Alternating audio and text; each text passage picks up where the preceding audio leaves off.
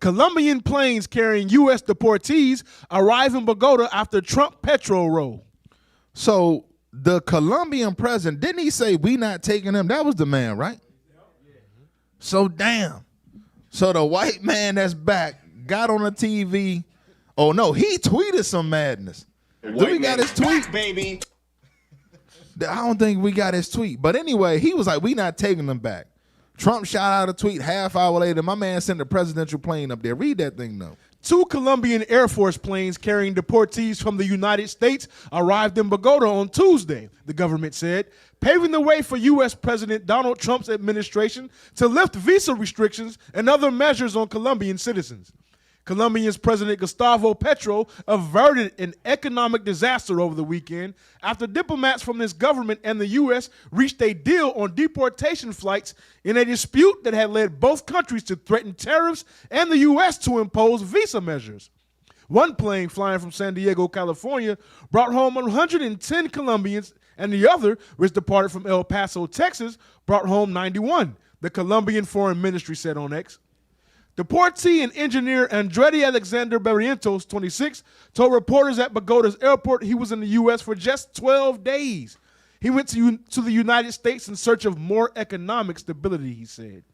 Let me bring something out real quick. Let's go to Deuteronomy 28. Let's go to verse 65, all right? So, obviously, you know what I'm saying, the Most High is stirring things up, like leadership's been bringing out for the past few years, actually. You know, we're in the beginning stages of World War III, all right? So let's read verse 65. Deuteronomy chapter 28, verse 65. And among these nations shalt thou find no ease. These nations, the top nation right now is Esau. We're not finding any ease. And what you know the kingdom Israelites are there finding out is that you too, y'all are, I hate to say it, but y'all are niggas in the eyes of the white man. That's how he views y'all. Y'all are Negroes in the sight of the white man. Negroes, I'm sorry. The same hatred that he has for us, he got that same hatred for you. Read it again. And among these nations shalt thou find no ease. Y'all not finding no ease here in America. Now he's trying to strip y'all of y'all natural citizenship here. He's trying to say, look, I don't care if you was born here. Y'all got to go back to Mexico, Guadalajara, Brazil. Y'all got to go back wherever y'all went. Y'all not finding no ease, just like we didn't find any ease, and we still don't have any ease in this country. Read on. Neither shall the sole of thy foot have rest. You thinking I'm going to go to America, I'm going to open up a business, I'm going to start a family, we're going to be successful, I'm going to work to put my kids through school, through college, me and my wife, we going to have a stable marriage, and you still not finding no ease. Why? Because the Most High is waking you up, that y'all are the children of God too, and we got to go through this turmoil to get woken up. Right. I'm going to show y'all something, because this man thought that he was on the same level as the so-called white man. Give me Sirach 13:2. And then we're going to go to 2 Thessalonians. Understand, our people want to stand up against this man with carnal means. How you going to threaten America with tariffs, and America imports the most? You cutting off your own economy. They got the largest military. But our people, they don't understand that. You think you going to box with this man? Read that real quick. The book of Sirach, chapter 13, verse 2. Burden not thyself above thy power while thou livest. So it said, burden not yourself above your power while you living. Why are you going to jump out there and think you're going to box with this man? This man is directly working with Satan. And have no fellowship with one that is mightier and richer than thyself. You see that? The scriptures is already giving you the example. Watch this stuff. For how agree the kettle and the earthen pot together? So America will be the kettle. Colombia is the earthen pot. Watch this. For if the one be smitten against the other, it shall be broken. It shall be what? It shall be broken. We're going to take all the prisoners back. It shall be broken. After that, he got smashed to pieces when he thought he was gonna go head up with Trump. That's you out there fighting, brother. You ain't fighting like the Lord wants us to fight. Give me 2 Thessalonians. I'm gonna show you something. Start at verse. Damn, we got to start at verse 4. Go ahead. We're going. Start at verse 4. 2 Thessalonians chapter 2, verse 4. Who opposeth and exalted himself above all that is called God. That's the so-called white man. Come on. Or that is worshipped.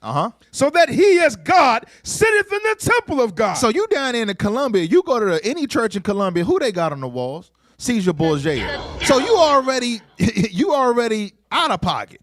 and you out there trying to box with this man. Watch this. Showing himself that he is God. Uh-huh. Remember ye not that when I was yet with you, Uh-huh. I told you these things? But our people ain't reading the scriptures. They not reading what's written aforetime is written for they learning. Paul said, I'm already letting you know who this man is, and this man come working with the power of Satan. We got to move according to the scriptures. You going to go terror for terror with Satan? No, you're going to be smashed to pieces. Read. And now ye know what withholdeth, that he might be revealed in his time. So this man is being revealed in these times by who? The prophets of the Most High God. Watch this. For the mystery of iniquity doth already work. So that's talking about Rome. During the time of Paul, Rome was already putting in work. Why is it a mystery? Because nobody knows who the man of sin is until the prophets of the Most High God in these last days started bringing it out. Come on. Only he who now letteth will let. So the Lord has got a certain amount of time on this man. Watch this. Until he be taken out of the way. So he's going to be taken out of the way by the Lord, not you threatening him with sanctions and all that. Now you looking crazy all on Twitter because you said, I'm not going to do this and I'm not going to do that. Next thing you know, you sending out presidential planes to pick up convicts. You got it, brother. You got to repent. That's it on that. You gotta think when you doing something like that, that make you look like a joke. Right. Are you doing all this talking? Next thing you know, within less than an hour, you turn around. Hour. Half hour. Damn. What Kanye said something about that.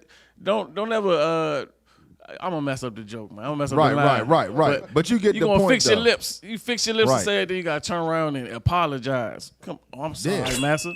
Got punked on the world stage. Bro, Damn. that ain't good, man. What we got next, man? Pagiel?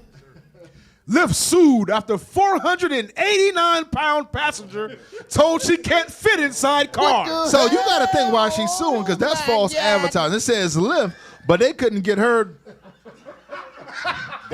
She couldn't lift her They own couldn't self. lift- they couldn't lift that. 4-door sedan. They couldn't lift Y'all that. see if y'all can find a picture of the sister. And this is not to make fun. This is not to poke fun. But all praises for Captain Shem for his national burn the fat movement and regimen, because man, we got to do better, man. We got to do better with the weight and the health. As See a if you people. can find we a do. picture of We the do. sister. And sis, if you ever see this is not to make fun of you, sis, but Lord have mercy. Like, and now she's suing them. She's suing them because the Lyft driver refused to give her a lift. She literally couldn't. No pun intended, but pun intended. He couldn't lift He her. couldn't lift her. Can y'all? Her name is what's her name? She a rapper? She a rapper, yeah. What's her name? Hold on. Pull up the article. I think it might be on the article. Yeah, pull the article up. Pull the article up. Let's kind of skim through this real quick. Yeah. Okay, let's bring the article up. Let's read a little bit of this, man. Yeah. Let's get the article up. Let's pull it up so we can read it, man. Detroit rapper and influencer DeJoa Blandon, known by her stage name Dank DeMoss, is suing Lyft after a driver refused to give her a ride, citing her weight. Her name is Dank DeMoss, and did she you is say? a rapper. For those of you all who are not familiar, go ahead, Az. You had something? Nah. Go ahead. Attorneys for Blanding, who weighs 489 pounds, filed the lawsuit, claiming the incident, which occurred earlier this month, violated Michigan's anti-discrimination laws, which include weight as a protected characteristic. But she couldn't physically fit in the vehicle. That's Like, what I'm saying. Give me real quick. Give me Psalms 144 and 12, because we got to just bring out the scripture. The book of Psalms, chapter 144, verse 12. Come on. That our sons may be as plants grown up in their youth. Uh-huh. That our daughters may be as cornerstones, polished after the similitude of a palace. So that's in the kingdom. That's the beauty on our sisters, that they're going to be looking good, but not the actual size of the palace. So you understand what's going on. We got to get ourselves in order. All that stuff, that Lizzo effect they put on our sisters about, that's Facts. all low self-esteem. Right. Like, have you in the spirit? I was definitely about to say. Yeah, Lizzo done left them. Right. She was the leader of the movement, but she said, you know what? I'm tired of being this size. I'm going to lose the weight. But you know what? A lot of people say don't fat shame her, but it was the shame that got her to lose the weight. Right. Like, look, this is the sister right here, y'all. This is the sister. Come on. And this is Come not on even to now, make dog. fun. Like, this is out of order. Our sisters are not supposed to be blowing up this big, right? So let's go to Sirach 31 real quick, verse 16. Let's bring it out. And sis, this is not to make fun of the sister, but this is to encourage the sisters and us as brothers, man. We gotta get fit, man. We gotta get in order. Real talk. Go ahead. The book of Sirach, chapter 31, verse 16. Eat as it becometh a man. Those things which are set before thee. Read on. And devour not. And do what? And devour not. Just because you got a whole spread on the table, just because you got stores that are open up and 24 hours a day, don't mean you got to eat all day. Have some discipline. We got to show discipline in our eating habits. Read on. Lest thou be hated. And you're going to be that brother that's hated, because every time, or that sister that's hated, every time you come around, oh, here she go. Here come Dank. She about to eat the whole damn Thanksgiving dinner table. She about to eat all the pizza. Ain't going to leave none for nobody. We hungry too. Read on. Leave off first for manners' sake. Now, if you ever, we've all been at people's houses, right? They invite you. You don't just devour everything, right? Right. You take what's offered to you. It says, she says, take me serious. Since we can't take you serious. Nobody can take you serious if every time you put food in front of you. Apparently, we can't take her nowhere. Right, exactly. Lift can't take her nowhere. But read that verse again, and I'm gonna finish it off. Leave off first for manners' sake. If they offer you seconds, just say, you know what, I'm good. You know what I'm saying? If there's anything left, I'll take some to go. Right? That's manners' sake. Read on. And be not unsatiable. It says, be not unsatisfied. We have to be satisfied in the food that we eat. Right? We can't just be eating all day, every day, just because it's there. That's all I wanted to add. That's it. And now read verse 19. Verse 19. Hold on, no, you got to read 18. We cutting it short. Read that. Verse 18. When thou sittest among many, reach not thine hand out first of all. Right. You can't, just because you big, you can't just go out there and just punishing food. You the first one. You pushing people out the way. That's not the spirit. It's really not the spirit. Come on. A very little is sufficient for a man well nurtured. And he fetches not his wind short upon his bed. Meaning what? He not farting and burping all day because they eat very little and it's sufficient for a man well nurtured. Meaning what? Your nourishment come out of the scriptures. We have a voracious appetite that we actually adopted from the Europeans, the so-called white man. That's documented when they first came over here. One white man would eat more than a family for an entire week in one day. Right. We didn't eat like that as a people. No, we didn't. There's a term for that. It's called King's disease. Like, when you just have a plethora of food and all you do is eat, you start developing gout, high cholesterol, blood pressure. Like Cap said, that comes from the white man, our oppressors. And here in America, we're so spoiled because, like I mentioned, we have 24-hour drive-thrus, Uber Eats, Grubhub, you name it. Like, we can get food just like that. But over in these other countries, they got to actually get up and go find their food. You understand? We lazy here in America because everything is handed to us. You know what I'm saying? And it's going to come a time like we ain't... These big sisters, y'all gonna be looking like Bird over here. All of a sudden, like, the food is gonna be scarce. So yeah, we just got to get it together, though, fam. We got to get, again, not to shame the sister, but people see. Give me Sirach 19 and 29. Then we're gonna get this next article. Bring it out. Because the thing is, when the other nations see that, they just they fall out like they scream and laughing at us. Because no other race puts that out there at the forefront of their people. Read that. Sirach chapter 19, verse 29. Come on. A man may be known by his looks. So the Bible says a man or woman may be known by his look. Come on. And one that hath understanding. And one that have what? Understanding. Come on. By his countenance. So you could look at somebody and tell, okay, that brother, that sister, they understand about not overeating based on their physical appearance. And vice versa. They could say, you know what, this person doesn't have understanding about health, and not only that, they don't care. That's a very self-destructive lifestyle, and the root of that is in low self-worth. That's really what it is. Come on. And one that hath understanding by his countenance when thou meetest him. That's it. We'll leave that there. We got to make sure that we in the spirit. And that's this, like I said, we not here to bash the sister, but certain characteristics have to be bashed. Because promoting that is not the spirit. You don't feel good doing that. That is, the white man has turned good evil and evil good. Understand that thing. But let's keep it moving. Let's get this next article, man. Mother allegedly murdered 11-year-old daughter with drain cleaner after killing family's 4 pets to warn her what would happen if she didn't tell the truth. Yeah, this article, man, I saw this. So I got this. We all got the Newsbreak app on our phones, and you know what I'm saying. I got it on my. Okay, go ahead, officer.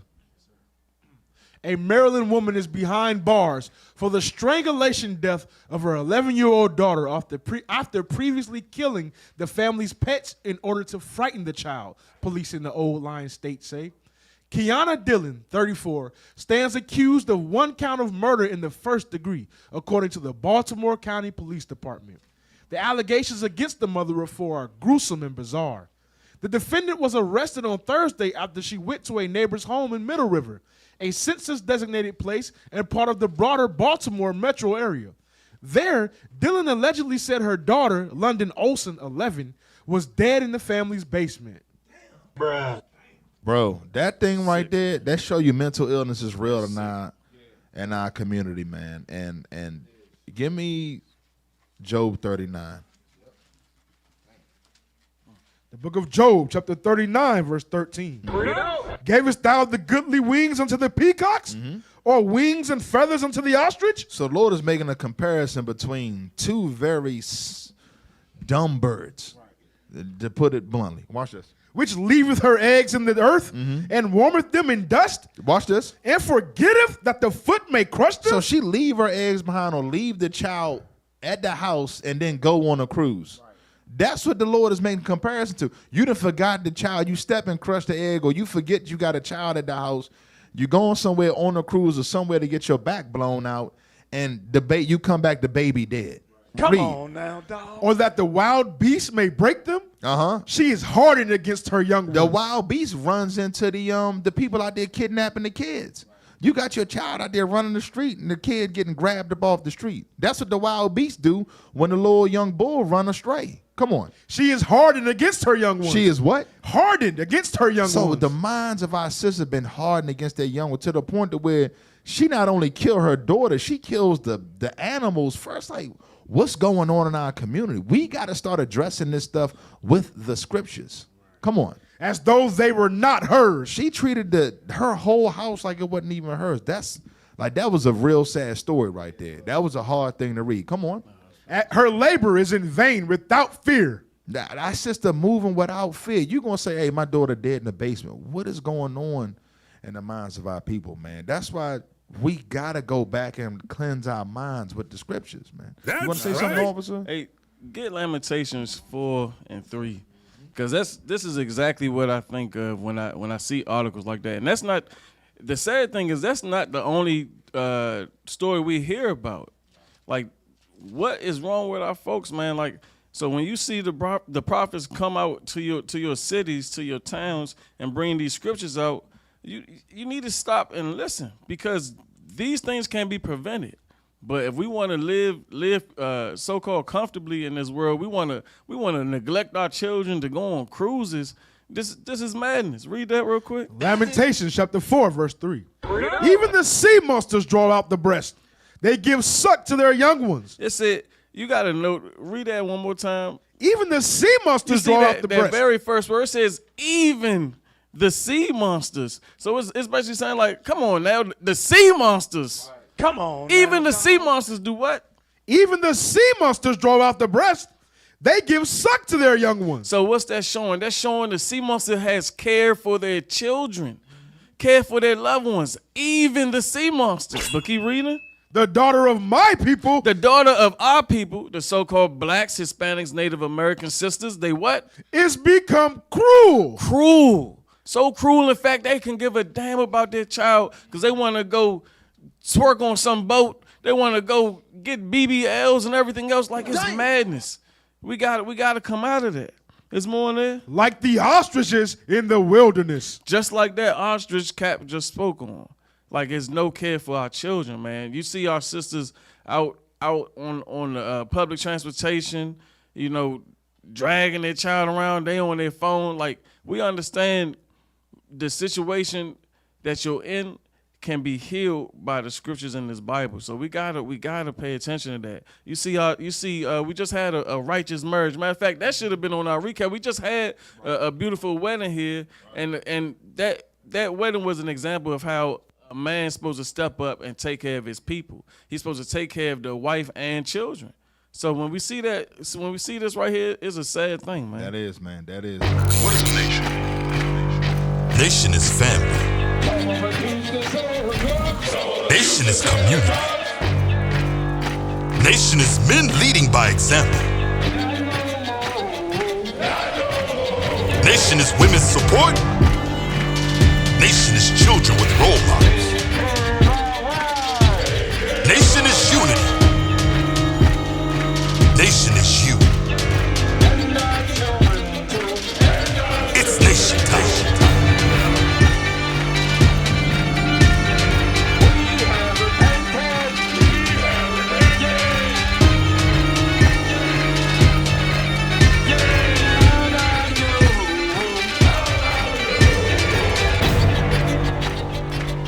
And finally, my brethren, be strong in the Lord.